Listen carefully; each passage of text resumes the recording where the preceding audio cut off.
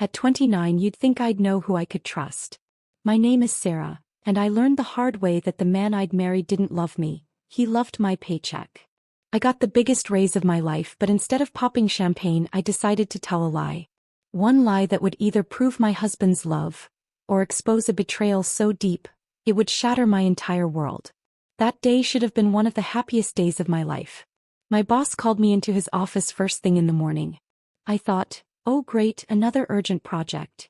I was wrong. He was smiling as he slid a letter across his desk. I was officially promoted. I was the new head of my division. And it wasn't just the title. My salary was jumping to the equivalent of $35,000 a month. I swear I almost burst into tears right there. All the years of hard work, the late nights, the weekends spent at the office, it all finally paid off. Felt like I could finally breathe. On the drive home I was fantasizing about the look on my husband Mike's face. I pictured him sweeping me up in a hug, us going out for a fancy dinner to celebrate. But then, this dark little thought crept in, a question I'd been pushing away for years. I was making good money, sure, but I never actually got to feel it.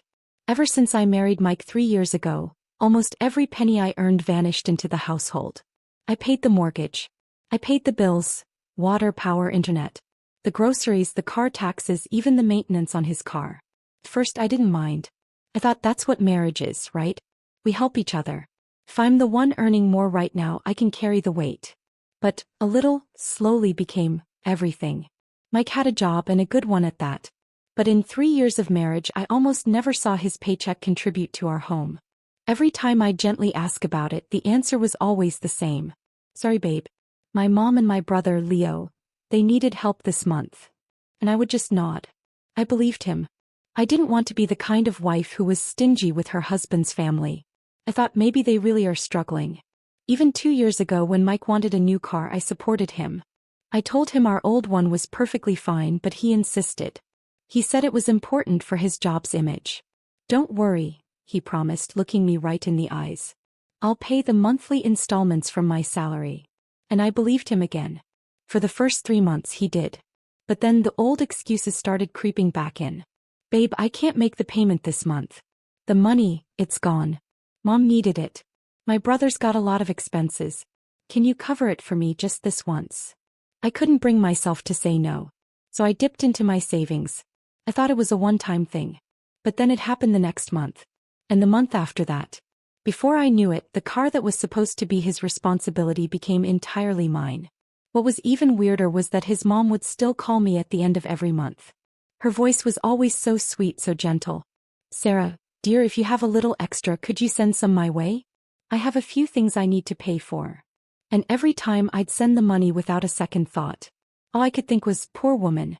But lately a question kept nagging at me. If Mike was giving almost his entire salary to his mom every month, why was she still asking me for money? I'd pushed the thought away. I didn't want to suspect my own husband. I chose to trust him. But that afternoon, sitting alone in my car staring at that promotion letter, the smile on my face faded. I suddenly felt scared. Not because of the new job, but because I was afraid of a truth I had been too terrified to look for. I told myself if Mike truly loves me, then any news, good or bad, won't change how he treats me. But if all he ever loved was my money, well, I was about to find out. I got home and tucked the promotion letter deep inside my bag. I took a deep breath and I walked inside. Tonight I was going to tell one small lie. And I would finally see what Mike was holding on to, me or my bank account. That night dinner was normal. Mike came home late, around 7 p.m. He sat at the table without saying much. His mom had been staying with us for a couple of days, claiming she had a doctor's appointment nearby. His brother Leo was there too, with no signs of leaving anytime soon. I'd made all their favorite foods. Just hours before, I'd received the best news of my career, but I kept it locked away. I wanted to see one thing. Once the clatter of forks died down, I put my spoon down gently. Mike, there's something I need to tell you. He just nodded, still chewing. I looked down at my plate, my voice barely a whisper. I was called into my boss's office today. They're downsizing. I was let go. I let out a shaky breath. And I don't get any severance pay. Before I could even look up, the sound of metal hitting ceramic shattered the silence. Clang. Mike had slammed his fork down on the table. His face was beet red, his eyes burning with a fury I'd never seen directed at me. "Are you serious?" he spat. I just nodded, my heart sinking. I was hoping he'd ask if I was okay. Instead, he shot up from his chair, pointing a finger at my face. "What is wrong with you? You can't even hold down a job? Now you're just another unemployed freeloader. I'm ashamed to have a wife like you." His words felt like a punch to the gut. I was still reeling when his mother chimed in, putting her glass down with a thud. Her face, once so sweet, was now a mask of pure contempt. "Ah, so that's why you've looked so miserable all evening. You got fired," she sneered. "Well, if you can't earn money anymore, don't you dare become a burden to my son." Before I could even process that pain, Leo let out a small, mocking laugh. "Hey sis, lots of jobs out there.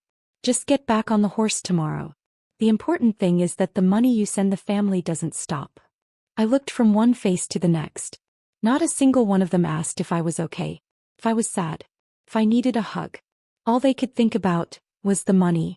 By the way, if you're holding your breath right along with me, make sure you hit that subscribe button.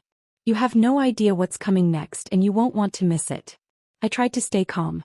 I was afraid if I exploded, my little act would be over too soon. I slowly stood up. I need a glass of water. My throat is dry. No one paid me any mind. They just went back to eating as if nothing had happened. As I walked to the kitchen, fighting back tears, my hand was trembling so hard I could barely hold the glass. And that's when I heard it. His mother's voice from just around the corner, now a low, conspiratorial whisper. "If she's really out of a job, don't give her time to think. Tomorrow, make her sign over the house and the car. Just tell her it's to manage the loan payments." I froze. My breath caught in my chest. Then Mike's voice, calm and casual. "Relax, Mom. Sarah's easy. She trusts me. If I tell her it's for our own good, she'll sign anything." Leo chuckled. "What if she suddenly gets suspicious?" There was a pause. Then my mother-in-law's voice came again, colder than ice. "If she starts asking questions, just give her some sleeping pills. Once she's out, press her thumbprint onto the documents. In the morning, we'll just tell her she signed them herself." I almost dropped the glass. My body went limp. I couldn't believe what I was hearing. But they weren't done. Mike spoke again as if they were discussing the weather. "Once the house and car are in our name, we can finally tell her to get lost. She's useless if she's not making money." Leo immediately jumped in. "Yeah, and you can finally divorce her and marry Chloe. Her parents own a bunch of storefronts. Way more profitable than staying with Sarah." And then, they all laughed. A happy, celebratory laugh. Through the haze of shock, I heard Mike say the words that finally killed every last drop of love I had for him. "God, I am so tired of pretending to love her. I only ever needed her for her money." The tears finally fell. Not because I was insulted, but because I finally, truly understood. The man I had loved, the man I had built a life for, he never saw me as a wife. I was just a wallet. A wallet that was about to be thrown away because it was empty. That night, I made the biggest decision of my life. I couldn't wait for the sun to rise. If I stayed in that house one more night, I might not make it out with my life, let alone my sanity. I snuck out of that house, leaving everything behind but my purse and a folder of documents. I could only breathe freely once the door to my friend Jessica's apartment closed behind me. The strength I'd been faking all night vanished and my legs just gave out. I collapsed onto her living room floor, hugging my knees, and for the first time that night I let myself sob. Jessica didn't ask questions. She just handed me a glass of warm water and sat with me until I could speak. I told her everything. The promotion, the lie, the insults, the horrifying plan to drug me and steal everything I owned. Her eyes widened in horror. "Sarah, you can't go back there. Not alone. If they're bold enough to say that out loud, they're bold enough to do it." I knew she was right. That night, I didn't sleep. The first thing I did was open my phone and change every single password I had. Bank accounts, email, financial apps. Mike knew all my old pins. I never thought I'd have to protect my money from my own husband. Not even 5 minutes after I changed everything, the notifications started. Login attempt from an unrecognized device. Password reset request initiated. I looked at Jessica, my eyes wide. He was already trying to get in. If I had been any slower, my savings could have been gone. Next, I pulled out the folder I'd grabbed. Proof of mortgage payments, car loan statements, utility bills, insurance. All paid from my account, all in my name. Jessica shook her head. Sarah, do you realize what this is? You haven't been in a marriage. You've been funding an entire family. Her words hit me hard. I thought I was building a partnership. I was just their personal ATM. Around 1 a.m. my phone blew up with texts from Mike. First he was asking where I was. Then he was begging me to come home. Then the tone shifted. He started blaming me, saying I had embarrassed him in front of his mother by running off. His mom texted too, her words dripping with fake concern and venom, accusing me of being dramatic over a family joke. A joke? Planning to steal someone's home is a joke? Discussing drugging them is a joke? Having my replacement already picked out was a joke? I smiled, a bitter, humorless smile. Then around 3 a.m. a call from an unknown number. It was my bank's fraud department, confirming multiple failed transaction attempts. My blood ran cold. He was actively trying to drain my accounts right now. Thank God I had acted first. The next morning I got ready for work. I looked in the mirror. My eyes were swollen, but for the first time I didn't see a pushover. I saw a fighter. At the office people were congratulating me. I was confused until my boss officially announced my promotion and my new salary in front of the whole management team. Everyone clapped. I smiled. But I knew deep down the promotion wasn't the biggest gift I'd received. The biggest gift was the courage I found to leave before they could destroy me completely. After the meeting I took a few personal days. My next stop wasn't home, it was a lawyer's office.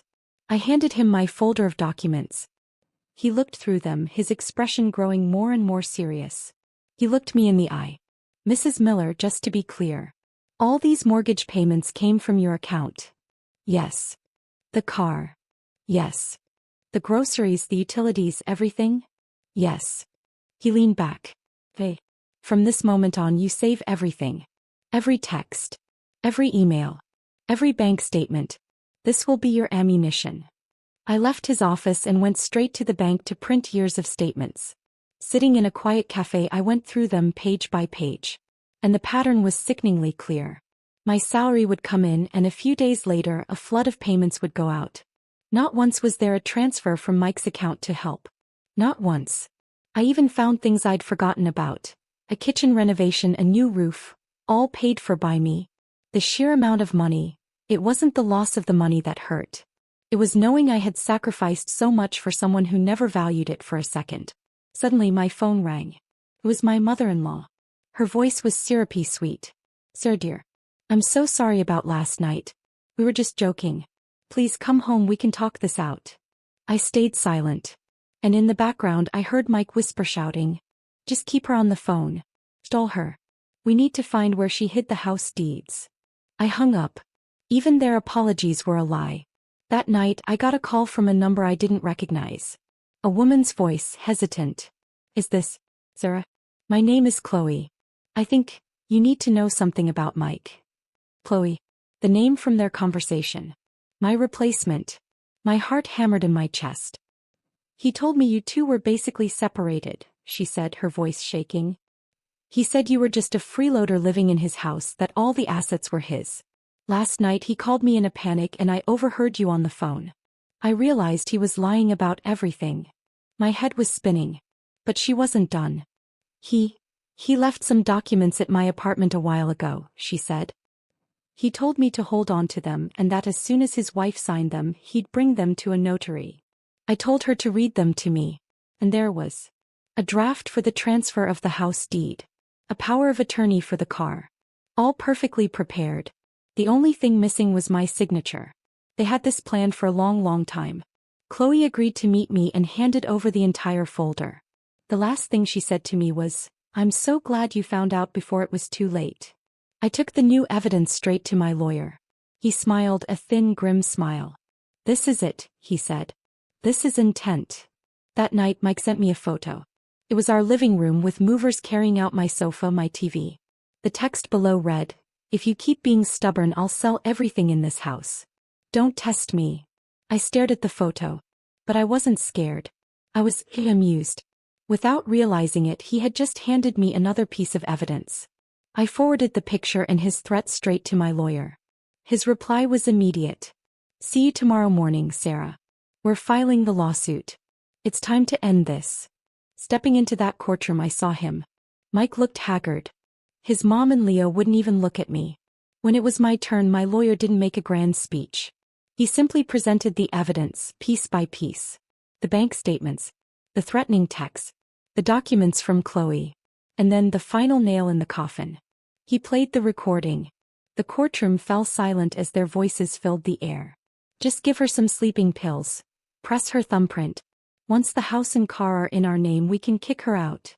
The judge took off his glasses, his face a mask of disbelief. He stared at Mike. Sir, do you realize the gravity of these words? Mike couldn't speak. His mother was openly sobbing. But my lawyer wasn't done. He showed the judge the photo of my belongings being sold. For the first time, Mike looked at me, his eyes full of tears. Sarah, I was wrong, he choked out. I was an idiot. I'll give it all back. Just, please give me one more chance. It was strange. The words I once would have died to hear. Now they meant nothing. Because I finally realized, someone who truly loves you doesn't wait until they've lost everything to start appreciating you. The verdict came a week later. The divorce was granted. The house which I had paid for was legally mine. The car whose payments I had covered was mine. Every single thing they had tried to steal from me was affirmed as my own. As I left the courthouse, Mike ran after me. Sir, wait. I'm so sorry. I never thought it would end like this. I turned and gave him a small, sad smile. Mike, our marriage didn't end the night I lied about being fired. It ended the day you started seeing my trust as a tool to be used. It ended every time you let me carry everything alone.